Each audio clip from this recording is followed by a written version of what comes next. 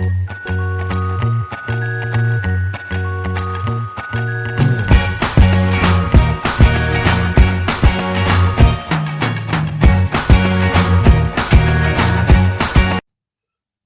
everybody, it's the Herb Guy with the Elder Herb Shop, and welcome back to Where Science Meets Nature, a channel where we discuss the medicinal value of plants and other natural substances found in nature all around us, with some science thrown in because we can.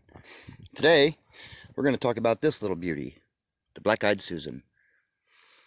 Last week I came walking out, and I was all excited. It was like, wow, look at this. We have this right here at the end of our driveway. And as you can see, the flowers are in really good shape.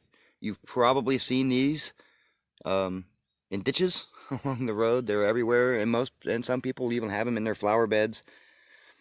What most people don't realize about this plant is that it's a member of the Echinacea family, and it's considered a cone flower, and it's the only one that's found here in North America.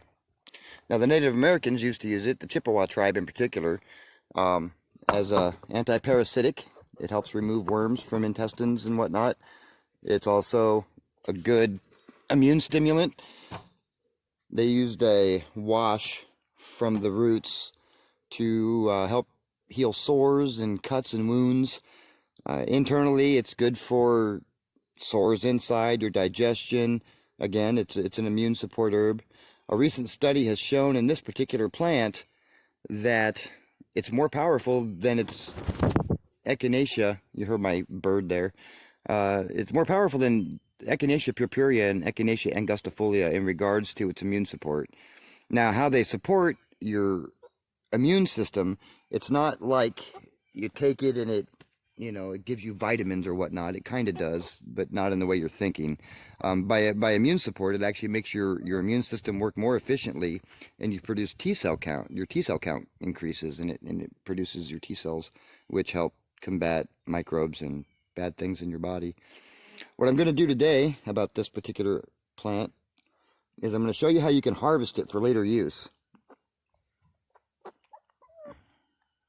What we have, oops, here, get on the table. Oh, Hannah, you're a terrible bird. Anyway, what we have is a flower head, if you can see it. Trying to get it into the camera. Every one of those little pellets is a seed, or it will be once it's ready. I managed to find this as I was driving down the road. I stopped at somebody's house, and I always seem kind of weird if there's a plant that I don't have here at our place. I'll stop and ask somebody if I can have something out of their ditch. And people always think, man, that guy's odd. He comes out here and he gets herbs out of our ditch. But the reason why is because if I don't have it here, I kind of need to have it. I don't want to buy it. And if how hard is it to ask somebody, hey, can I have a flower head, or in this particular case a bundle of flowers that ultimately is going to get reused. Now, the one coolest thing that I think I found about this plant is the Chippewa tribe would make a poultice out of it. That's a treatment for snake bites, and this is way before anti-venom was a thing. And this plant, as you can see, it's probably seen better days. It does not like being removed or transplanted in the middle of hot summer, but there will be lots of seeds here, and next year we will have this plant. It's just now starting to come into use as more medicinal, as more science has been performed on it, and I'll go ahead and link in the description section below some more interesting facts that you may find out about this plant. It also just happens to be the state flower of Maryland, and if you're from Maryland, you obviously already knew that. You can take the juice from the root. Now, that's not the same thing as making a tea.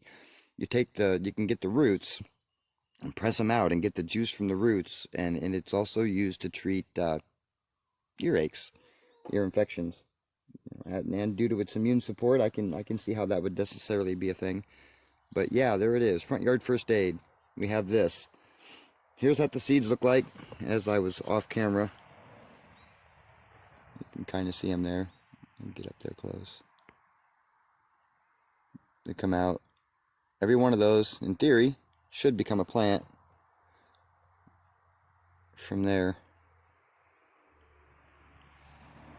Now, of course, if you can't get any of these and you happen to be in the area and you want to stop by and grab a few seeds, clearly, we're going to have some.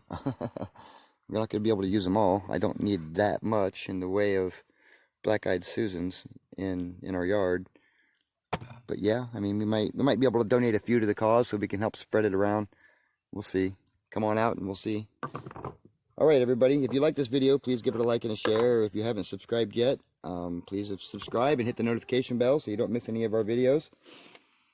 If you have any comments, please leave them in the comment section below. I've gone ahead and left some science down there for you to go ahead and peruse for yourself. Read the science. If you found anything that I haven't mentioned in the video, throw it in the comments so other people can see it too. Thanks for watching. Everybody have a great and safe day from the Elder Herb Shop and the Herb Guy. Goodbye.